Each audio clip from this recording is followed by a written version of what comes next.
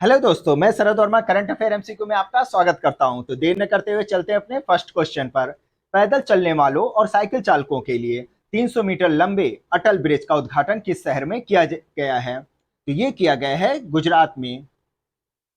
तो इसका ये मतलब नहीं है कि आप यहीं से ही शुरू हो जाइएगा गुजरात की यात्रा पर और देखने पहुंच जाइए पैदल ही पैदल एकदम 100 मीटर लंबी अटल ब्रिज देखने। नहीं, यहाँ से आप बकायदा पूरे ट्रेन लेकर ही जाइएगा, तब वहां पर देखिएगा। और ये जो है 300 मीटर लंबा है और इसका जो डायग्राम है आप देखेंगे एकदम विहंगम दृश्य है। देखकर ही एकदम दिल खुश हो जाएगा। और इसका जो शेप है एकदम जैसे कि जो आप सुने होंगे अहमदाबाद में पतंगबाजी बहुत होती है, आप भी पतंग उड़ाए होंगे। वहां पर जो पतंग का शेप का जो पतंग उत्सव होता है, तो उससे प्रेरित करके ये डिजाइन तैयार किया गया है। ओके, देखने में ही जैसे कि आप डायग्राम में देख रहे हैं कितना सुहावना लग रहा है इसे देखकर। तो ये गुजरात के साबरमती नदी पर बनाया गया है। चूंकि गुजरात की बात हो रही है तो कुछ जानकारी और भी आपको मैं बता देता हूं। गुजरात के सूरत डिस्ट्रिक्ट में स्टील की सड़क बनाई जा रही है। अब आप सोचेंगे स्टील की सड़क है तो कहीं ऐसा तो नहीं है तो घर्षण ही खत्म हो जाएगा, फ्रिक्शन फ्रिक्शन लगेगा ही नहीं, फिसलते हुए चले जाएंगे? नहीं, ऐसा कुछ भी नहीं है। वहां पर जैसे कि जो भी बेकार स्टील धातुएं होती हैं उनका इस्तेमाल किया जाएगा, जो है सड़क बनाने में, स्टील स्लैग बनाने में किया जाएगा। और ये भारत का पहला होगा। ओके, और साथ ही साथ गुजरात पहला पोजीशन पाया है किसमें? स्टार्टअप इकोसिस्टम में। स्टार्टअप इकोसिस्टम में गुजरात ने फर्स्ट प्लेस को हासिल किया। और साथ ही साथ इसके साथ केवल ये अकेला नहीं रहा है, कर्नाटक ने कहा मैं भी साथ में आ रहा हूं, तो दोनों लोगों ने पहला पोजीशन आपस में बांट लिया है। ओके, और साथ ही साथ गुजरात ने India post mail delivery system शुरू किया है। India post mail delivery system किसके जरिए? ड्रोन के जरिए। ये तो खतरा है जो पोस्टमैन है उनके जॉब पर। अब भाई हमेशा अगर ड्रोन ही आपके पोस्ट को लेकर आना शुरू कर देगा तो है ना बेरोजगारी को एक बढ़ावा देना। लेकिन क्या कर सकते हैं, ये एक अत्याधुनिक आधुनिक दुनिया दुनिया में आप जी रहे हैं।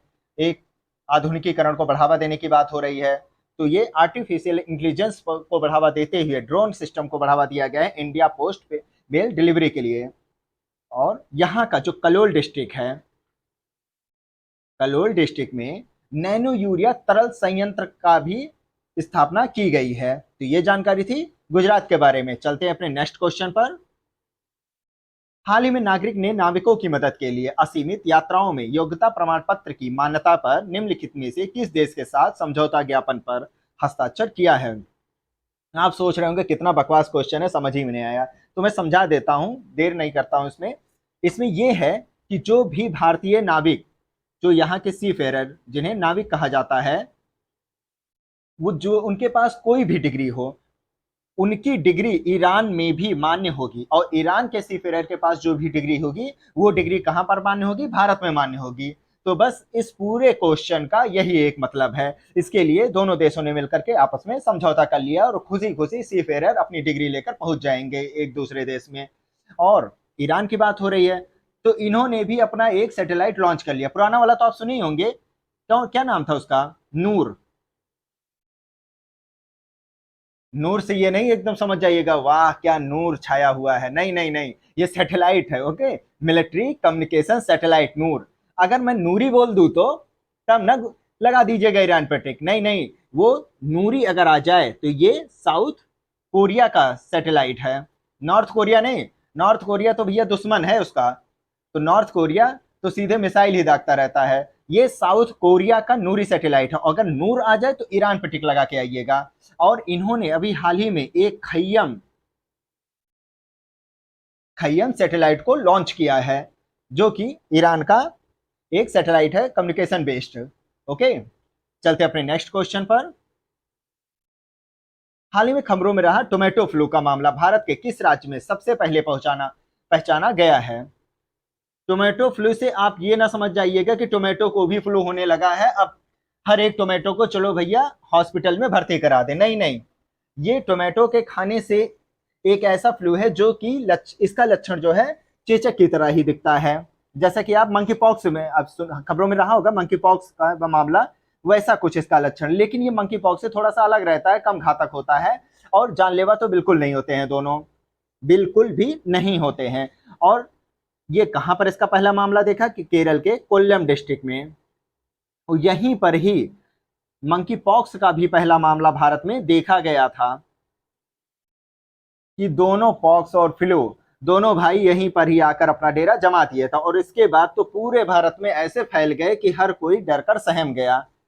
टोमेटो फ्लू ये खासकर बच्चों में होता है, तो बच्चों सावधान रहना, टोमेटो खाना देख कर खाना, साफ सफाई के साथ खाना, ओके। और ये किस वायरस से होता है ये भी जान लीजिए। अगर आपसे ये पूछ ले टोमेटो फ्लू क्या है, बैक्टीरिया से, वायरस से, फंगस से, तो ये किससे फैलता है? ये एक वायरस होता है जिसका नाम है कॉक्सैकी। क्या नाम है? थोड़ा सा कॉमेडियन नाम है, कॉक्सैकी वायरस A16। इसके जरिए ये बच्चों में फैलता है। तो ये जानकारी थी केरल के बारे में। चलते अपने नेक्स्ट क्वेश्चन पर। भारत की पहली वाणिज्यिक अंतरिक्ष स्थित जागरूकता वेधशाला निम्नलिखित में से किस राज्य में स्थापित की जाएगी? तो ये की जाएगी उत्तराखंड में। और इसे लॉन्च किसने किया है? इसरो के ही सहयोग से इसे दिगांतरा रिसर्च एंड टेक्नोलॉजी सेंटर द्वारा इसे लॉन्च किया गया है उत्तराखंड में। चूंकि उत्तराखंड की बात हो रही है, और हाँ, ये काम क्या करेगा? ये स्पेस के पल पल की जानकारी प्रोवाइड करवाएगा। और उत्तराखंड के सरकार ने संस्कृति को बढ़ावा, संस्कृति नहीं सॉरी संस्कृत को, अब जिसका नाम संस्कृति होगा वो तो खुश कर उछल गए होंगे, नहीं नहीं, ये संस्कृत की बात हो रही है, संस्कृत भाषा की बात हो रही है। इसको बोलचाल की भाषा में लाने के लिए, इसको बढ़ावा देने के लिए प्रत्येक जिले, कितने जिले हैं वहां पर? 13 जिले, जो कि सन 2000 में, कब? 9 नवंबर सन 2000 में उत्तर प्रदेश से अलग हो गए थे। पहले उत्तर प्रदेश का शेप कैसा दिखता था? एक शेर की तरह दिखता था, लेकिन गर्दन को ऐसे हटा दिया गया, वो बन गया उत्तराखंड। अब इसका शकल कैसा बन गया है? एक गैंडे की तरह दिखने लगा है, ओके। तो ये तो उत्तर प्रदेश का एक डायग्राम की मैं बात कर रहा था। तो जो लाया गया है वहां पर स्कीम लाई गई है, हर जिले के एक गांव को कम से कम संस्कृत बोलचाल की भाषा में लाना है, ओके। और इसरो की बात हो रही है, तो इसरो ने एक प्रोजेक्ट लॉन्च किया जो कि मोस्ट इंपॉर्टेंट क्वेश्चन बन सकता है एग्जाम के पॉइंट ऑफ व्यू से, प्रोजेक्ट नेत्रा। नेत्रा, ऐसा ये इसका मतलब नहीं है कि आप आंखें खोलें और आपको पूरा ब्रह्मांड दिखना शुरू हो जाए, नहीं नहीं नहीं, ऐसा नहीं है। इसमें है कि जो भी मलबा, मलबा क्या, जैसे कि जो भी सैटेलाइट लॉन्च किया जाता है इस्तेमाल में नहीं होता है, या ऊपर ही टूट जाता है टकरा के, या समय सीमा उनकी समाप्त हो जाती है, तो उनके टुकड़े वहीं पर ही तैरना शुरू कर, मतलब कि वहीं पर ही घूमते रहते हैं, चक्कर लगाते रहते हैं। कुछ को तो नीचे उतार लिया जाता है, लेकिन कुछ चक्कर लगाते रहते हैं। तो वहां पर ढेर लग गया है मलबों का। तो 10 सेंटीमीटर से ज्यादा जो भी मलबे होंगे उनको 15 किलोमीटर दूरी से देखा जा सकता है। तो इसी प्रोजेक्ट का नाम है प्रोजेक्ट नेत्रा, जिसे इसरो ने लॉन्च किया है। और उसने अभी हाल ही में 2 सैटेलाइट भी लॉन्च किए थे, अर्थ ऑब्जर्वेशन सैटेलाइट 2 और एक आजादी सेट के नाम से एक सैटेलाइट लॉन्च किया गया था। तो ये जानकारी थी इसरो के बारे में। चलते हैं नेक्स्ट क्वेश्चन पर। हाल ही में मिशन स्वावलंबन खबरों में रहा था, इसे ऊषा इंटरनेशनल लिमिटेड के सहयोग से, किसके? ऊषा इंटरनेशनल लिमिटेड के सहयोग से निम्नलिखित में से किसके द्वारा लॉन्च किया गया है? तो ये एक तो ऊषा इंटरनेशनल लिमिटेड के द्वारा, और दूसरा इसमें जो हेल्प किया गया है भारतीय लघु उद्योग विकास बैंक के द्वारा, यानी कि सिडबी के द्वारा जो है इसे लॉन्च किया गया है। ऊषा के आपने मशीन देखा होगा, सिलाई मशीन देखा होगा, ये काफी पुराना है, काफी पुराना ब्रांड है ये, और इसके मशीन भी काफी अच्छे आते हैं। तो जो इसको कहां पर मिशन स्वावलंबन जो सुर्खियों में रहा है, इसको मतलब कि इसमें जो सिलाई स्कूल होंगे वो खोले जाएंगे, ताकि महिलाओं को अलग रोजगार मिल सके, उनकी आमदनी को दुगना किया जा सके, इस पर इसमें बात कही गई है। तो मिशन स्वावलंबन का ये 5वां चरण शुरू किया गया है ऊषा इंटरनेशनल लिमिटेड के सहयोग से। भारतीय लघु उद्योग विकास बैंक सिडबी, इसका हेडक्वार्टर कहां पर है? काफी क्वेश्चन इसका पूछा जाता है। इसका हेडक्वार्टर है लखनऊ, उत्तर प्रदेश की राजधानी लखनऊ में इसका हेडक्वार्टर है। चलते नेक्स्ट क्वेश्चन पर। हाल ही में मंडला जिला देश का पहला कार्यात्मक रूप से साक्षर जिला बन गया है। यह निम्नलिखित में से किस राज्य में स्थित है? तो ये कहां पर स्थित है? मध्य प्रदेश में कार्यात्मक रूप से साक्षर जिला बनाया गया है। ओके, यहाँ का अब जो भी जनजाति होंगे, नागरिक होंगे वहां के, उनको अब अपने साइन, कम से कम वो अपनी साइन कर सकते हैं। उनको इतना काबिल बना दिया गया है कि वो कुछ लिख पढ़ सके, समझ सके, अपना हाथ से सिग्नेचर कर सके, हर जगह अंगूठा ही लेकर ना पहुंच जाए थप्पा लगाने के लिए। ओके, तो मंडला जिला जो है देश का पहला यह कार्यात्मक रूप से साक्षर जिला बन गया है, जो कि कहां पर है? मध्य प्रदेश में है। इसमें उनको, जिसको इंग्लिश में क्या कहा जाता है? फंक्शनली लिटरेट कर दिया गया है।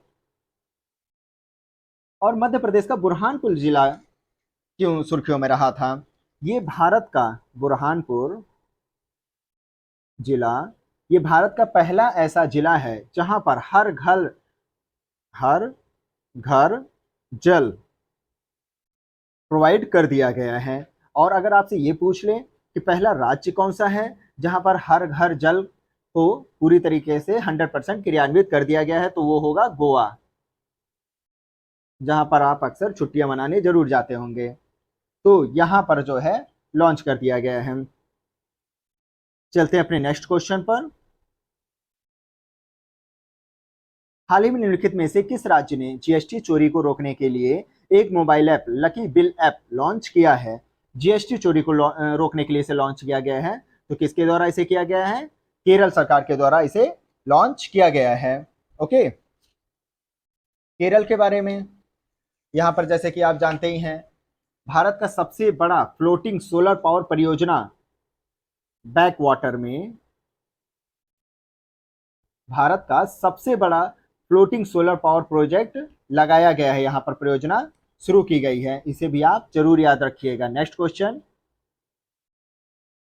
हाल ही में 1999 के कारगिल युद्ध के दौरान ऑपरेशन विजय में भारतीय सशस्त्र बलों की जीत के उपलक्ष्य में द्रास कारगिल सेक्टर में निम्नलिखित में से किस बिंदु का नाम बदलकर गन हिल कर दिया गया था? तो वो .5140 है, जैसा कि आप डायग्राम में देख रहे हैं। और ये वही .5140 है जिसका नाम गन हिल किया गया है, जिसमें 26 जुलाई को कैप्टन विक्रम बत्रा जी जो है वीर गति को प्राप्त हुए थे। और वीर गति को प्राप्त होने से पहले उन्होंने भारत को जीत हासिल करवा दिया था, जो कि एक बहुत ही गौरवपूर्ण दिन था भारत के लिए, जिसमें हमने अपने एक वीर सपूत, भारत के एक वीर पुत्र को खो दिया था। उनका नाम क्या था? कैप्टन विक्रम बत्रा, जो कि आज भी हमारे दिलों में जिंदा है।